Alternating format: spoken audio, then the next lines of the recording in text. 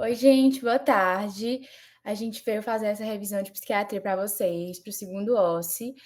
Muita gente veio falar comigo pedindo, então a gente resolveu trazer nesse formato gravado para vocês, porque falaram que preferia assistir gravado no horário que cada um, cada um preferia. E aí eu e o Enzo viemos abordar o tema do segundo módulo, que é agressividade e agitação psicomotora. E aí a gente colocou como os principais objetivos conhecer e abordar, né, os conceitos, fatores de risco, manejo do paciente agitado e investigação diagnóstica. Lembrando que a gente vai sempre tentar abordar um pouco de teoria também para ajudar vocês, né, no slide teste, no caso integrador do chá. E aí, começando pelos conceitos. Primeiro, a gente tem que diferenciar o que é agressão, violência da agitação psicomotora em si. Porque normalmente a gente tem na nossa cabeça que um paciente com agitação psicomotora vai ser aquele paciente agressivo, aquele paciente violento, mas não necessariamente. O que é agressão? É um ato intencional que pode causar um dano físico, mental ou mental em outra pessoa. Já a violência é um ato que é agressivo, direcionado para causar um dano físico mental a alguém específico. Ou seja, a violência, a agressão está dentro da violência, mas não necessariamente a agressão vai causar um dano a alguém, vai atingir a integridade de alguém. Mas é importante não diferenciar esses dois propriamente dito, mas diferenciar os dois juntos da agitação psicomotora, porque não necessariamente um paciente agitado vai ser violento, mas muitas vezes ele pode estar violento, porque a agitação psicomotora é um aumento excessivo da atividade física, mental e verbal, não necessariamente direcionada a um fim, acompanhado de alta reatividade e inquietação. Ou seja, esse aumento da atividade não necessariamente tem um objetivo, ou seja, ele não tem um propósito, não tem nenhum fito, ele não quer ganhar nada com aquilo, aquele movimento, aquela fala, aquela atitude não tem nenhum objetivo, nenhum propósito. Mas pode ser acompanhada de alta reatividade e inquietação. Então, é importante ter esse conceito. Quando a gente fala de agitação, a gente pensa naquele exame do estado mental, que é tudo para cima, né? Taquipsiquismo, enfim. A gente mandou para vocês, antes do primeiro OSCE, um resuminho, eu espero que todos tenham tido acesso. E aí é bom dar uma revisada e é bom vocês tentarem colocar na cabeça de vocês, a partir desse conceito, como é que estaria um exame mental de um paciente agitado, que eu não abordei aqui para não ficar tão grande. E a agitação, ela pode ocorrer tanto devido a quadros psiquiátricos, obviamente, quanto devido a quadros orgânicos, como hipoglicemia, trauma, convulsão, uso de drogas ou abstinência de drogas. Foque nisso, gente. Uso de drogas ou abstinência de drogas. Lúpus, traumas, não necessariamente traumas cranianos, mas traumas, assim, acidentes, enfim. E quadros psiquiátricos, os mais diversos. E aí, aqui eu coloquei uma tabela das principais causas, e quando vocês juntam esses dois da condição médica geral, intoxicação ou abstinência, vocês veem que é bem mais comum ser por uma causa, entre aspas, orgânica do que uma causa psiquiátrica. Então, a primeira coisa que você vai fazer é descartar uma causa orgânica nesse paciente, quando você está abordando ele. Porque, muito provavelmente, se você for enumerar as causas, é mais provável ser por uma causa orgânica do que psiquiátrica, mas não estou dizendo que vai ser uma causa orgânica necessariamente. Mas intoxicação ou abstinência, gente, quando vocês forem rodar ou tiver a oportunidade de ir para alguma emergência psiquiátrica, vocês vão ver que, assim, é a maior parte dos casos, tanto intoxicação como abstinência de álcool, cocaína, de droga, assim, é muito, muito, muito comum. Então, é muito importante. Inclusive, o nosso paciente do nosso ósseo foi um caso de, se eu não me engano, abstinência de benzodiazepínico, ele estava agitado, e foi o nosso ósseo, né? A gente não imaginava que ia cair agitação psicomotora no ósseo, porque a gente falou, nossa, não vai ter um paciente agitado, gritando, mas caiu, né? Era a enfermeira que estava lá, então a gente fazia as perguntas para a enfermeira, realmente não tinha um paciente gritando, tinha só um boneco lá, e a gente perguntava para a enfermeira, né, para auxiliar, enfim, não lembro o que ela era, mas a gente fazia as perguntas para ela sobre o paciente que estava internado, enfim. E aí foi sobre a abstinência de benzodiazepínico. Então, é muito importante saber que não são só casos psiquiátricos que podem causar essa agitação. E aí, quais são os fatores de risco para essa agitação? Sexo masculino, jovens, baixa escolaridade, baixo nível social e desemprego. A maior parte dos pacientes agitados, quando você chegou na emergência psiquiátrica, realmente se encaixam nesse perfil. E como eu falei na primeira aulinha, gente, na psiquiatria, todo fator de risco, assim, se você não sabe o que dizer, se você tiver, assim, uma prova, no concurso, alguém estiver te perguntando, qual é o principal fator de risco? É ter tido história prévia disso. Na psiquiatria é sempre assim, qual é o principal fator de risco para ter tido agitação psicomotora? É ter tido um episódio de agitação psicomotora antes. Fato. Uso de substâncias, por quê? Porque uma das principais causas é justamente intoxicação ou abstinência, violência doméstica, né? Porque a pessoa cresce nesse ambiente mais violento. Tem toda a questão do trauma, enfim, a questão da personalidade, desenvolvimento do temperamento, do caráter, que eu acredito que vocês já tenham tido aula de transtorno de personalidade, e vocês viram que a construção do temperamento é multifatorial, enfim. Transtornos psicóticos, porque com a baixa adesão medicamentosa você tem uma estabilidade do quadro, alucinações auditivas, porque muitas vezes essas alucinações realmente fazem as pessoas diminuir o limiar assim, de controle mesmo. Essas alucinações podem, entre aspas, mandar o paciente fazer tal coisa, mandar o paciente bater em alguém. Às vezes o paciente fica agitado por estar tentando fugir dessas vozes que ele está escutando. Prejuízo no controle de impulsos, porque muitas vezes essas drogas, os transtornos psicóticos, servem para justamente controlar os impulsos desses pacientes. E aí, quando ele não está tomando, por exemplo, ou quando ele não tem diagnóstico, enfim, quando ele tem a doença, esse controle de impulso realmente é diminuído. E esses pacientes, assim, eles não têm um limiar muito certo de tomada de decisões, enfim, eles perdem o limiar do que é certo ou errado. Nos transtornos de personalidade, no borderline, eles têm baixa tolerância a frustrações. A partir do momento que alguém frustra ele, não segue as expectativas dele, ele já fica muito frustrado, ele explode, ele se revolta, e aí isso pode causar, assim, uma agitação. Tem um termozinho, que eu até não me lembro exatamente agora, que é do borderline, que é como se fosse como se fosse um pseudo delírio, não me lembro direito o que era, nos pacientes borderline, que eles ficam, quando eles têm essas frustrações, eles ficam tão revoltados, mas tão revoltados, tão frustrados, que eles chegam a assim, ter uma alteração, assim, breve do pensamento, que não chega a ser nem psicose, é como se fosse uma pseudopsicose. Mas isso pode deixar realmente o paciente agitado, mas não vamos dizer que foi eu que falei esse termo pseudopsicose, é como se fosse, né? Porque eu não me lembro o termozinho, mas tem um termozinho. Enfim, baixa adesão medicamentosa, irritabilidade. Enfim, são coisas que, se você raciocinar, se você filosofar um pouco em cima, você consegue entender por que isso deixaria um paciente agitado. Isso deixaria um paciente, entre aspas, muitas aspas, nervoso, porque não é só nervosismo, vocês entenderam? E aí, investigação diagnóstica. Por que esse paciente está assim?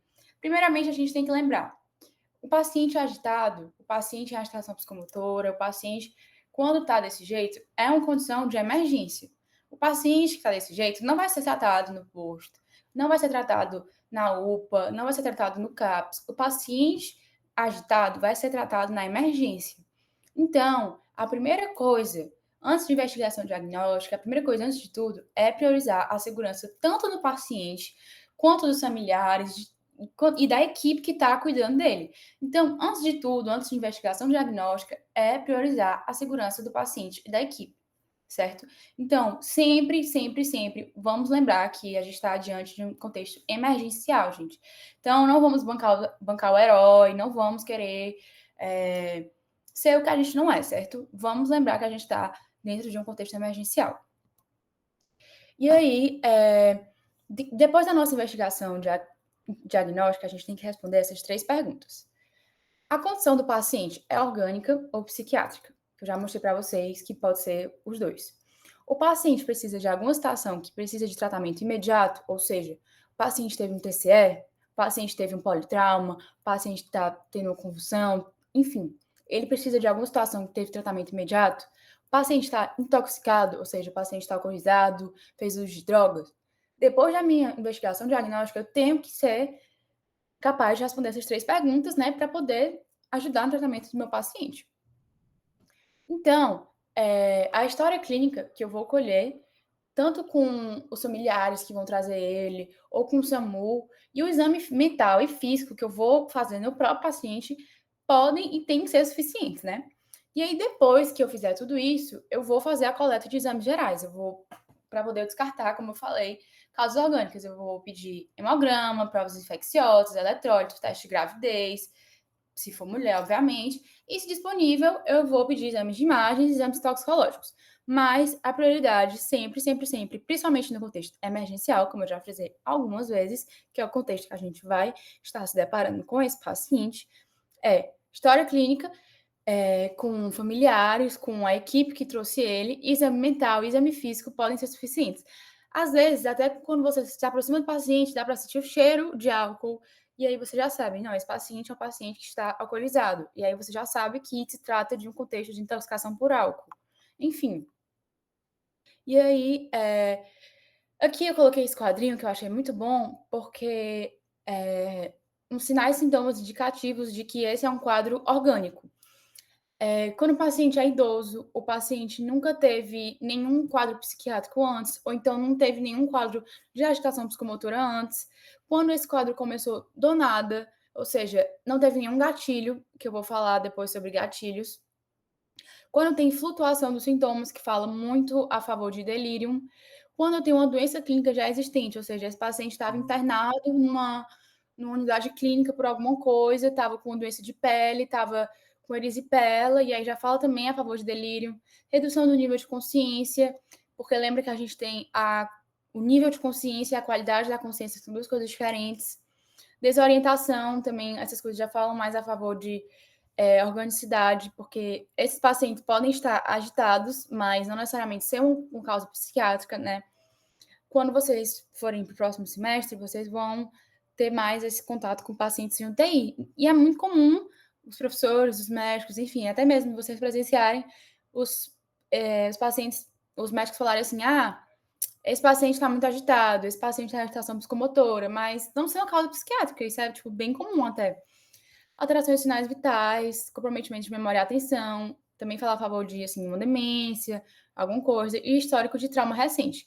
Esses são sinais indicativos de organicidade, ou seja, você já vai procurar uma coisa que não é psiquiátrica. E aí, o que você deve perguntar, né, na anamnese para esse paciente, lembrando que, mais uma vez, frisando, a gente está no contexto de emergência. Essa anamnese você vai fazer ou se o paciente estiver responsivo, cooperativo, ou se você tiver contato com a família. O que você estava fazendo, né, quando começou esse quadro? E aí, considere que você teve algum gatilho. Essa pergunta é muito importante, por quê? Porque aí você pode identificar o que gerou justamente os sintomas. E aí pode identificar a causa base, pode identificar alguma doença, pode identificar se teve alguma causa de intoxicação ou abstinência. Isso é muito importante, porque você deve perguntar ativamente sobre medicamentos em uso ou medicamentos que deixou de tomar. Porque é aqui que você vai tirar uma nota boa assim, no seu WhatsApp se eles botarem a mesma pegadinha que eles botaram na nossa prova. Porque, assim, muita gente esqueceu de perguntar, perguntou tudo, mas o paciente estava tomando em casa um benzodiazepínico que não tomava há 4 dias, porque ele não tinha levado benzodiazepínico para o hospital. E aí, isso foi o gatilho para ele começar a ficar agitado. Então, qual foi o gatilho? O que aconteceu na sua rotina, na sua vida, para ele começar a ficar agitado? E aí, dá para identificar o gatilho. Pode ter sido algum estresse na vida, pode ter sido as vozes, pode ter sido alguma doença de base, enfim. Pode ter sido um trauma. E aí, está ouvindo voz que ninguém mais escuta, e aí você já vai puxar para algum transtorno psicótico. Teve perda de consciência? E aí, essas perguntas vão guiar mais você para, justamente para as causas bases do problema do paciente. E aí, para finalizar essa abordagem desse paciente agitado, é muito importante lembrar que, assim, o paciente, o tratamento do paciente começa com a forma que a gente fala com ele. Então, é importante que, nesse momento, a segurança do paciente, o conforto do paciente estejam assegurados com algumas medidas. Então, nesse momento que você está conversando com o paciente, você já está tratando, já está começando uma medida de contenção com o paciente mesmo sem saber. Então, você já está começando a tratar o paciente só na anamnese, porque você já está tentando acalmar o paciente, já está tentando deixar o paciente seguro e confortável só com as suas perguntas.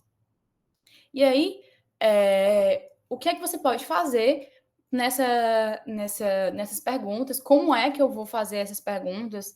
Porque é um contexto diferente, é um contexto assim, que não é o habitual de muitos médicos. Você vai diminuir o tempo de espera desse paciente, obviamente você vai priorizar o atendimento dele, você não vai deixar o paciente agitado, esperando muito tempo do lado de fora. Você vai atender o paciente numa sala espaçosa e calma, até para poder manter uma distância, né? Como eu falei, não vamos bancar o herói agora.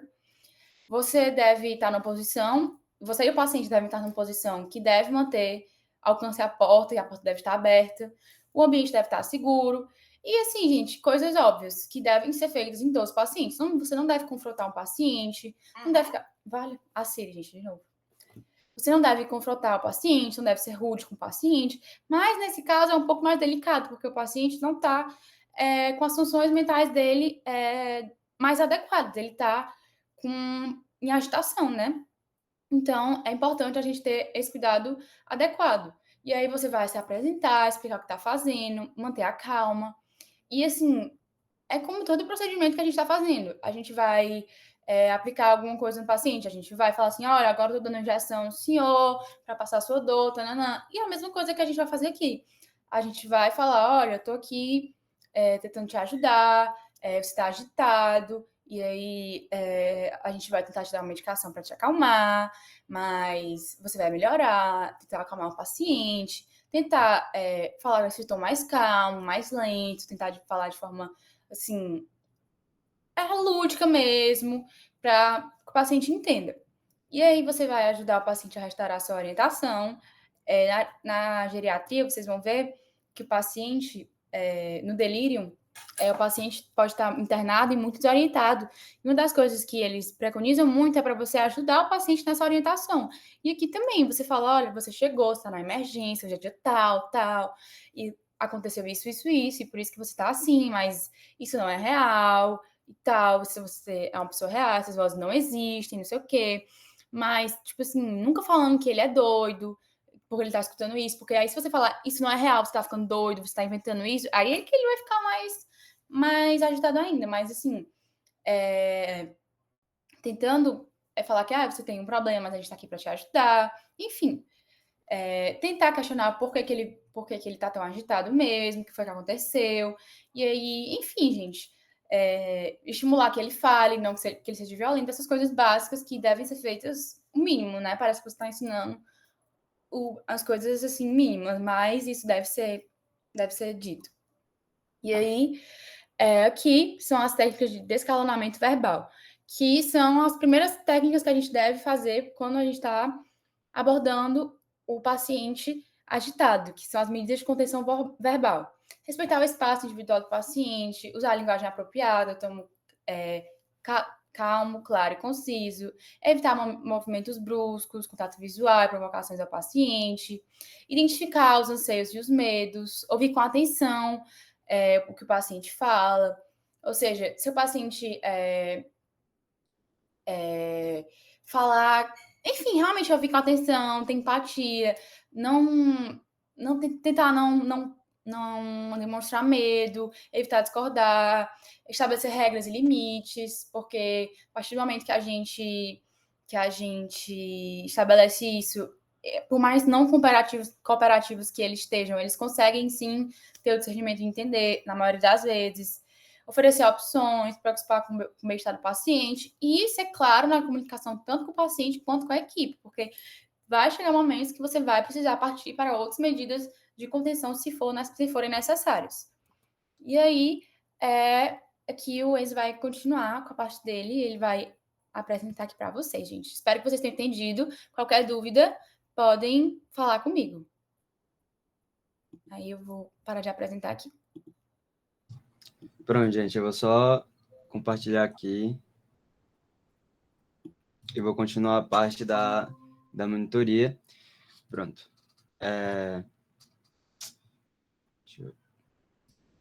Pronto. Essa é a parte de medida de contenção, né? O manejo da agitação psicomotora. Então, aqui, basicamente, é a parte que, com certeza, se cair no ósseo de vocês a agitação psicomotora, vai estar presente, vai ser um dos objetivos.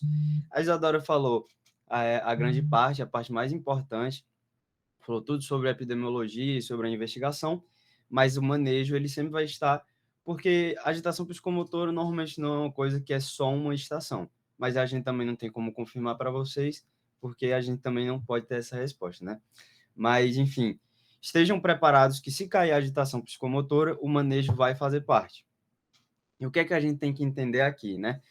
Entendam muito essa parte, prestem atenção, e se tiverem dúvida, tirem as dúvidas no nosso WhatsApp, porque se cair agitação psicomotora, vai estar presente. O que é que a gente tem que entender?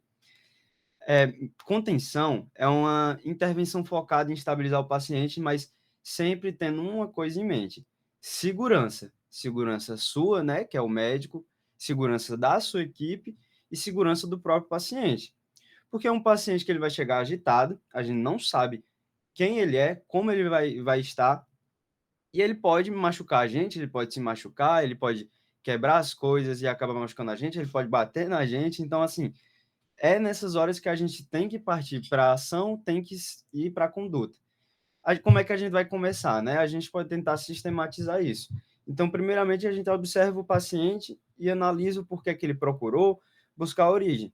É que nem a Isadora estava falando, a gente vai investigar, sendo que essa investigação é rápida. A gente chegou lá, sentiu que o paciente está com um hálito alcoólico, então, poxa, ele está agitado, está com hálito de álcool, muito provavelmente ele está intoxicado por álcool e começou a ficar agitado.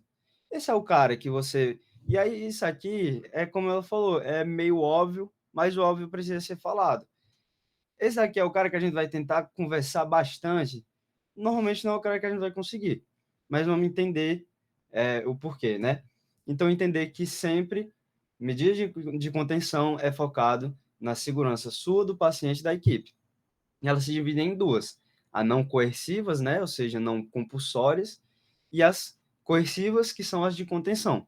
Não coercivas são as de conversa. Então, eu coloco assim, bem informal, é do mais tranquilinho até o mais intranquilo, que é quando a gente vai ter que realmente agir, que vai ter que conter fisicamente ou farmacologicamente. Como são as não coercivas? Eu coloquei o quadro, que é justamente o que a Isadora falou, que é muito uma coisa empática. É tentar apoiar o paciente, é tentar entender o motivo, é tentar conversar. Sendo que a gente tem que entender aqui, até para o slide teste de vocês, que nem todos os pacientes são possíveis ter uma conversa. Isso aqui é uma medida precoce, ou seja, é aquele paciente que ele chega na UPA, a gente vê visivelmente que ele está agitado, ele está batendo perna, ele está falando muito rápido, está visivelmente agitado, e que aquilo ali pode culminar numa coisa mais agressiva. Então, aí a gente tem que agir. Como é que ele está começando a agitação dele, ele está inquieto. Então, aqui é uma hora que a medida não coerciva é essencial. É a gente conversar com ele, é a gente demonstrar empatia e demonstrar que está tentando ajudar ele. Porque aqui é a hora que o paciente pode ser, sim, cooperativo. Então, o que é importante? Intervenções comportamentais e ambientais. Coloquei esse quadro grande, a Isadora já falou bastante dele, mas lembrem sempre, não deixar diminuir o tempo de espera. Então, o paciente está lá, batendo a perna, está inquieto, ele está agoniado, tu vai deixar ele ali meia horinha na sala, quando tu voltar, o paciente já estourou, ele está maluco. Então, a gente tem que resolver rápido isso. É o paciente que a gente tem que deixar ele fisicamente confortável. Então, é um cara que ele está inquieto, ele está demonstrando que ele vai começar a ficar muito mais agitado. Por exemplo, tá um dia de calor, você vai deixar ele numa sala lá abafada com calor? Não, vamos tentar deixar um ambiente confortável, vamos tentar deixar ele sentir mais confortável para que ele tente se acalmar e a gente consiga resolver só na base da conversa, nas medidas não coercivas, né? Então, são todas essas condutas que parecem óbvias, mas a gente tem que entender. Não ficar de costas para o paciente, manter uma distância segura, mas conversar, olhando para o paciente, tentando com um tom calmo, tentando acalmar ele. Basicamente isso. Essas são as medidas não coercivas. E lembrar sempre, chegou um paciente, até nós de vocês, vamos trazer para o próximo. Chegou um paciente agitado, vamos tentar preparar a equipe. Já disse aí, ó, deixa a equipe preparada, é um paciente agitado, ele pode, é, vir a se tornar mais agitado, mais agressivo. Vamos deixar todo mundo preparado, até para se precisar de medidas coercivas, que é o que a gente vai falar agora. Então, beleza, partimos para a medida de contenção. Aqui, a conversa já passou o tempo da conversa, aqui a gente já está numa parte mais física ou farmacológica, né? O que é que a gente tem que entender? Elas só vão ser utilizadas quando as não coercivas não forem suficientes. Então, por exemplo, voltando para aquele exemplo do paciente do álcool, ele chegou lá, alcoolizado, está muito agitado, está batendo nas coisas, a gente vai conseguir conversar com ele? Ele muito provavelmente não vai ser nem cooperativo, então a gente tem que partir para algum tipo de contenção.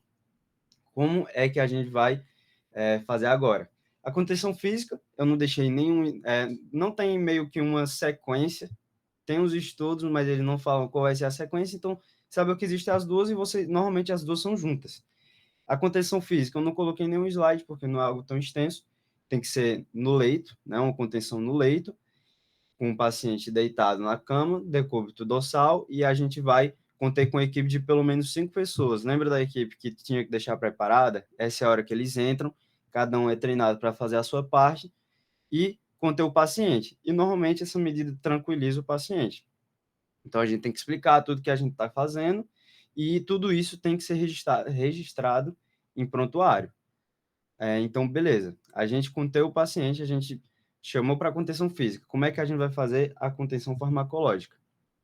Essa é a parte importante, porque muito provavelmente a contenção física, eu acho que ela não vai cair em nós de vocês, né? Eu acho. Não levem como certeza.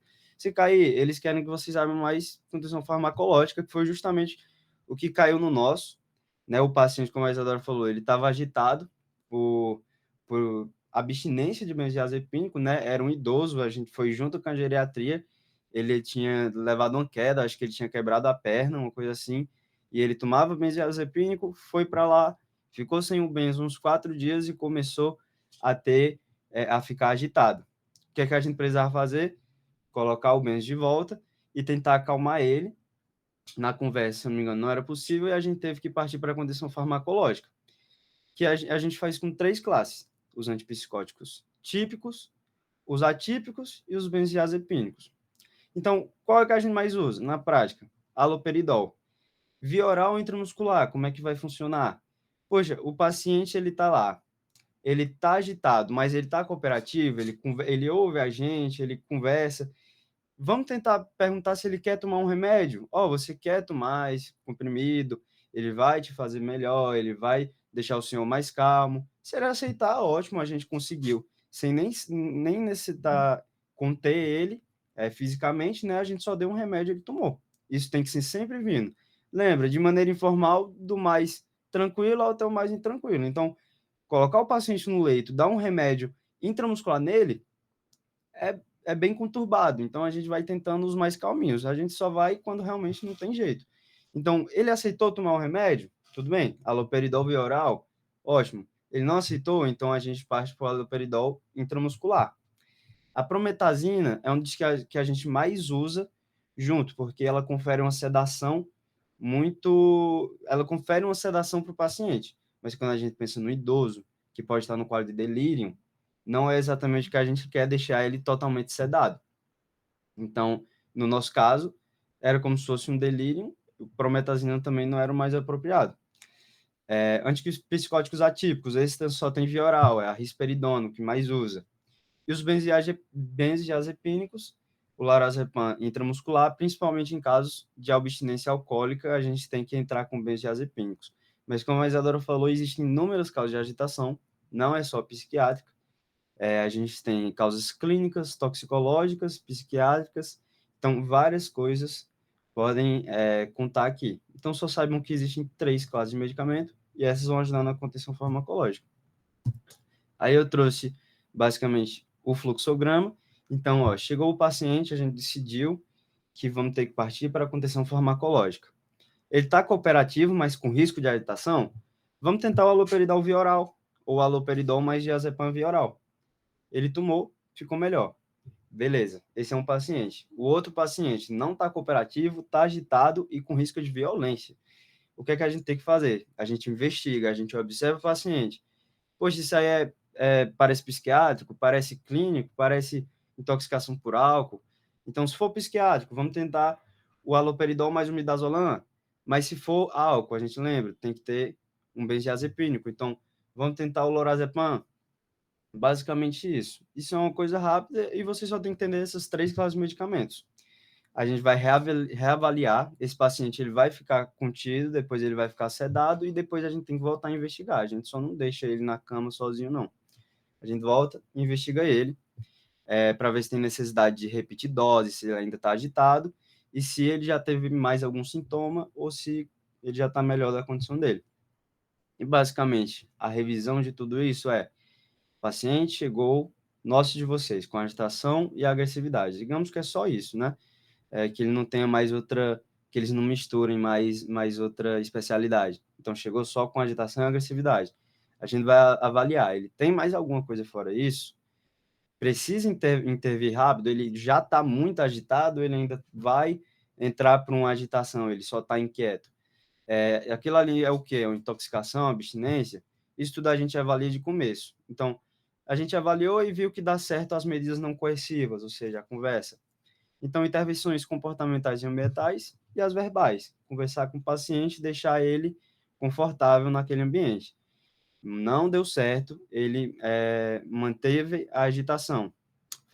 Ele melhorou da agitação, deu certo e melhorou da agitação. A gente continua cuidando dele, a gente não manda ele para casa, né? Ver o porquê que ele ficou agitado. Poxa, é delírio? Poxa, é álcool? É ansiedade, né? Uma causa psiquiátrica. Manteve a agitação, não deu certo contei só com as não coercivas.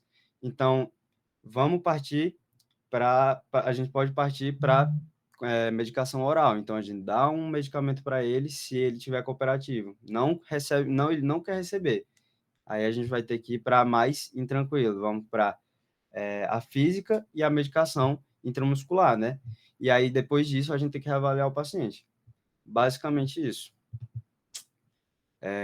Vamos lá. E agora só terminar as questões. Já terminou a parte de manejo, então, por favor, quem não entendeu, tire dúvidas, volte, reveja. Se cair a agitação, muito provavelmente é o que vai cair a manejo. Pronto, questões. A gente trouxe, a Isadora colocou 4 questões, bem tranquilas. Eu acho que é mais ou menos o que vai cair no slide de teste de vocês. Então, fatores de risco para agitação psicomotora, exceto qual alternativa? Vocês dão uma pausa, vejam, resolvam. Já vou passar.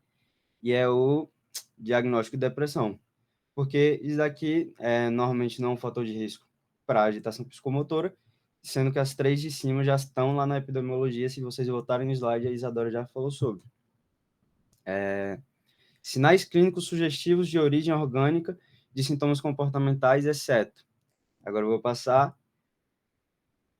a história familiar de doenças psiquiátricas, porque todas essas alternativas, um início abrupto, uma flutuação de sintomas, extremos de idade, isso é uma coisa que pertence muito a alguma doença orgânica. Poxa, é um delírio, é alguma doença clínica que está surgindo. Já a história familiar de doença psiquiátrica não é um diagnóstico orgânico, né? É justamente psiquiátrico.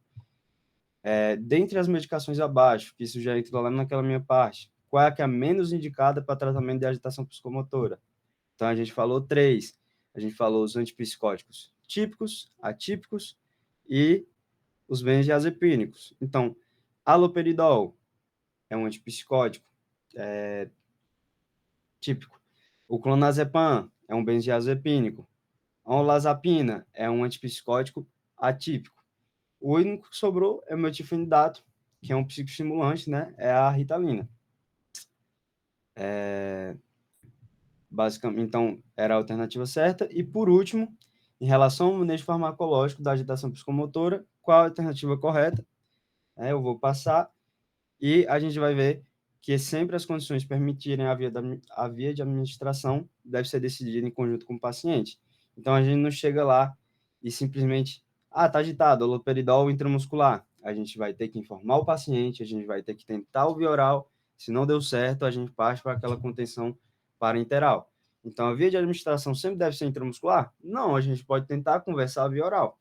A escolha do fármaco independe da provável etiologia? Não, a gente viu que se for álcool, por exemplo, o benzodiazepínico é muito mais apropriado que o haloperidol. E abordagens verbais não são eficazes, portanto, a condição física deve ser preconizada? Não, a gente viu que, primeiramente, a gente tem que sempre tentar a não coerciva para tentar partir para as coercivas. E basicamente é isso, né? Aqui a gente falou tudo sobre a agitação psicomotora. Eu espero que tirem dúvidas se tiverem e que dê tudo certo no OSCE. Então, estamos lá no WhatsApp. Quem quiser falar com a gente pode falar. E é basicamente isso, gente. Obrigado, boa prova.